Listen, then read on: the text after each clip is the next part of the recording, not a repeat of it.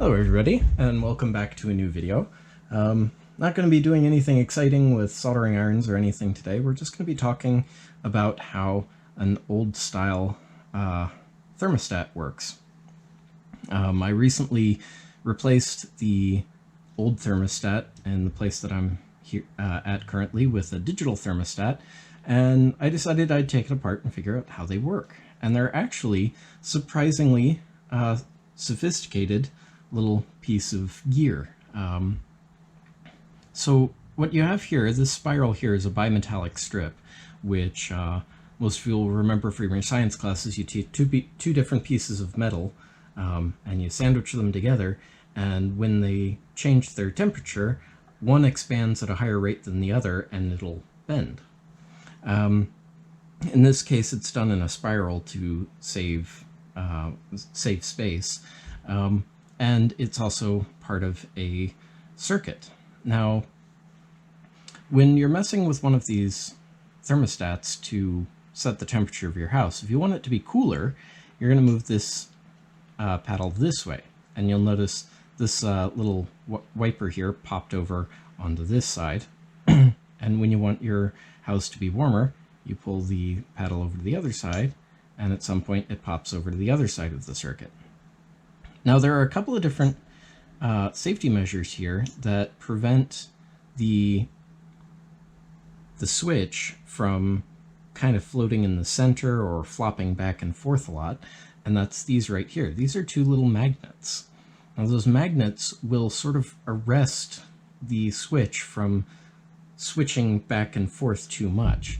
So you'll notice as I turn it down, there's a delay before it pops back over, and if I try to turn it back up, it'll go past the point at which I had it previously set before it pops back into the other side of the circuit.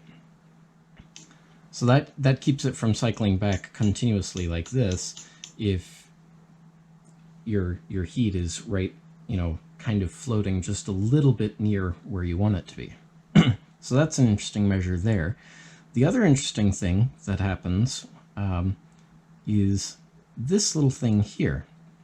Now, I've seen these in thermostats before and had absolutely no idea what this was for. I figured it had to do something for calibrating the bimetallic strip or something like that, but that's not actually what this does. I did some research. This is called a heat anticipator. And a heat anticipator is mostly used in the case when you have baseboard heating or steam heating, because those have a certain amount of inertial mass. So when they're on, they release heat, and then you shut it off, but they still have a certain amount of heat contained in them that gets released into the atmosphere after the system's being shut off. So this heat anticipator is actually a little chunk of nichrome wire that harvests some of the current coming from the control signal, and we'll talk about that in a moment here. Harvests some of the current from the control signal, heats up this nichrome wire, which actually warms the bimetallic strip up a little bit sooner than the baseboard heaters would heat it up. And that way it flops over to the shutoff position before the ambient temperature actually reaches its shutoff point to give the baseboard heating time to radiate its remaining heat into the house. For most forced air systems, like the system here, you don't need to worry about any inertial mass, so the heat anticipator isn't actually necessary.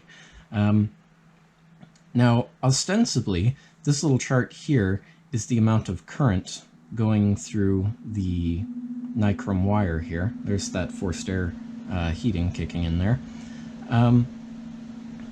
And I regret not having taken some current and voltage readings off of it before I ripped it out of the wall, because I don't actually know what the voltage that would have been flowing through this nichrome wire was. I do know that the system, I measured it with my multimeter, it measured out at 27 point something odd volts AC. My meter isn't fancy enough to be true RMS, so that makes it about 1920-ish volts RMS. But that didn't actually give me enough information to know how much voltage was going through this nichrome wire, because it's actually in series. If it was parallel, I'd know it was getting the 19 volts RMS. But this nichrome wire, which is basically a resistor, is in series with the circuit. So I'm going to set this aside for a moment and bring in my little diagram here. Let's see, it still looks good? Yep, okay. So we have the control signal coming in from the furnace. Now the control signal is a low voltage signal. In this case, like I said, the 1920 volts RMS. And it comes into this terminal here on the back of the thermostat.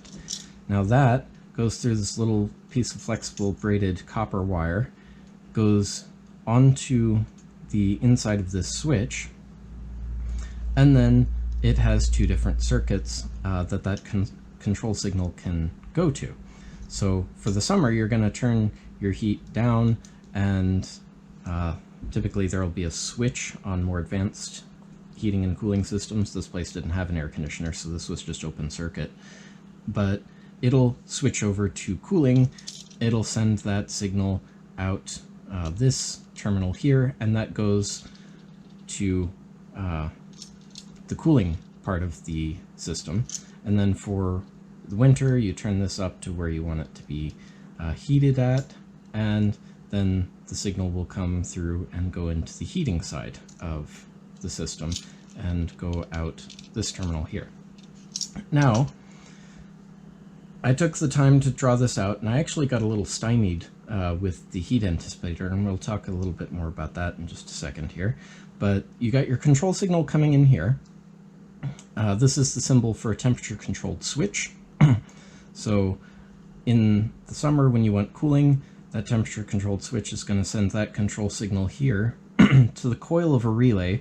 I'm not too sure what happens after that. It might go to ground or into additional electronics inside the furnace. Like this furnace, when it turns itself on for heat, once it shuts off, when it reaches its intended heat, about 5 or so minutes later, it turns itself back on for a while, blows for about 30 seconds, and then turns off.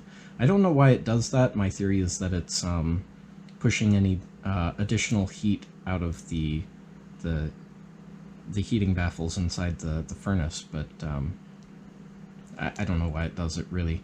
But anyway, it goes through this coil and then into wherever. But this coil then triggers a relay which has your mains voltage that drives the cooling or heating. And that allows a low voltage signal to be sending through the thermostat, so you don't have this thing live at mains voltage, which would still work, but probably wouldn't be particularly pleasant, especially given that this paddle here, the control paddle, is metal and is in common with the control signal. So technically, this paddle here would be live at the control signal voltage. And just for fun, I'm actually going to do a continuity test on that.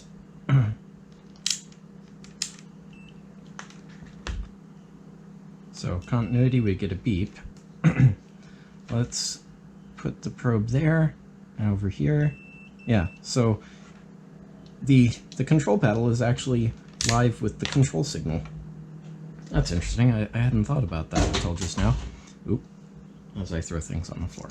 Anyway, so then in the winter, when you switch to the heating mode, and the thermostat switches the heating, or switches that control signal over to the heating side of the circuit, the control signal comes through this, I've used the symbol for rheostat to signify the nichrome wire, and then it goes over to the coil, which triggers your heat on, and then of course that control signal goes wherever the heck it goes after that point. And again, the heat is probably a mains voltage controlled device, so you've got your live and neutral across that, and it activates inside the the furnace, the heating. Now, here comes the part where I was a little bit stymied, because when this is running, you get your control signal coming in through the paddle here into the top of this circuit, travels into here, down this bar, across this copper wire, or wiper, into the nichrome wire, and then out through here and back into the furnace. Now, when I was sketching out the circuit here, I noticed this little bar here, which actually commons these 2 points here. And I was a little confused why it would do that, because there wouldn't be any current flowing from this point to this point, because the electricity is going to find its path of least resistance, which in this case will be traveling through here and through a shorter section of nichrome wire, and then back out to the furnace. And of course, the reason why you have this wiper is if you want the furnace to shut off sooner for baseboard heating, you're going to take this wiper and bring it down to a lower setting, and that way this nichrome wire has a lower resistance and will heat up hotter and faster because there'll be more current going through it. And of course, if you want your heating to stay on longer, or if you have forced air heating, you're just going to push it all the way to the top, so there's the longest delay possible. Now, I sat down and I thought about it for quite a long time. Why would they common these 2 points?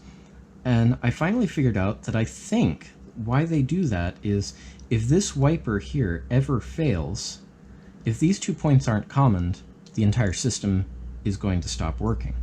But if this wiper fails and these 2 points are commoned, you're still going to have a current path through the nichrome wire and into the heating system. It's just going to automatically set itself to the longest delay for the heating. So there's yet another little clever adaptation that they made before the age of digital thermostats in order to make sure that this would be as robust and efficient as possible. So anyway, according to what I found, this little scale here is the amount of amps that are going through that nichrome wire. So we could sit here and calculate, so if we set this to 1 amp, which stands, it stands to reason that that's where we've got lower numbers up here, longer current path, less current, less amperage dissipated through the nichrome wire, so you'll have the lower numbers towards the top. So if we were to set this to 1 amp, and we can take our multimeter here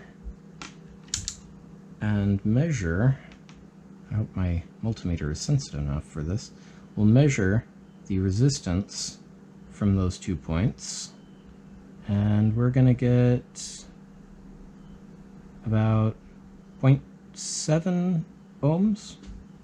Yeah, about 0.6 ohms. So at 1 amp, we've got 0.6 ohms. So we're going to go V equals 1 amp times 0.6 ohms. Super, super, super easy math here, because we would divide by 1 to get voltage. So the voltage through that thing is about 0.6 volts, which leaves the remaining voltage to fire this coil and interact with whatever circuitry comes after this point. Now, if we turn this up to here, where it says, I don't know, what's that going to be, about 0.25, we can go V equals oh,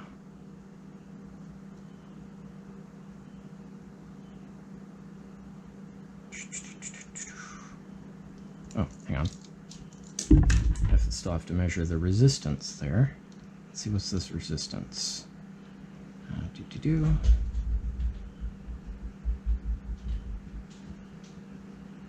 So now our resistance is 1.2 ohms. Okay. So now we've got V equals, our current is expected to be 0.25 amps times 1.2 ohms. And then we're actually going to need the calculator for this.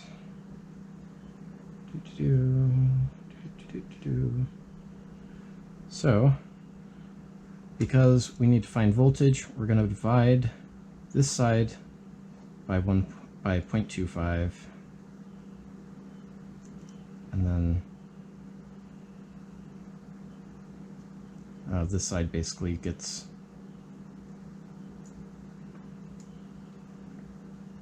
Hang on a second. No. What am I doing? Wow, I just had an algebra fail. We're just going to take 0.25 and multiply it by 1.2 ohms. Way overthinking that. And we come out to about 0.3 volts, or 300...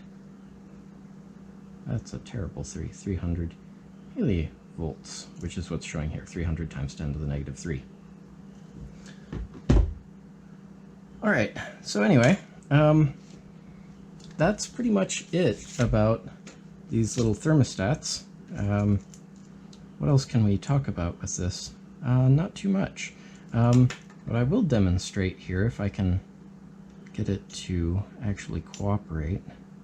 Oh, here's an interesting thing. My parents, when we had an analog thermostat like this one, they always said, if you want to turn the heat on for a little bit, turn it up until you hear it click, and then turn it back just a little ways. And the reason why you do that is it starts tensioning the bimetallic strip here so that it shuts off a little sooner as the house warms up, because this magnet holds it over. I never understood why they told me to do that until I took this apart. So just for fun, I'm going to reach over here. We're going to grab a battery pack. Now this is way more voltage than would be expected to be passing through this. This is three 1.5 volt cells. So we've got 4.5 volts coming out of this, which is a lot more than it's expecting. So I'm just going to very gently start heating this wire up just a little bit with some of this, with this battery pack. And you see that? It just popped over. I'm not too sure how well it shows. It should show. I'm recording at 2.7K. But you can see now it popped over and would have shut the heating off. Anyway, if I left anything out, please feel free to ask questions in the comments below.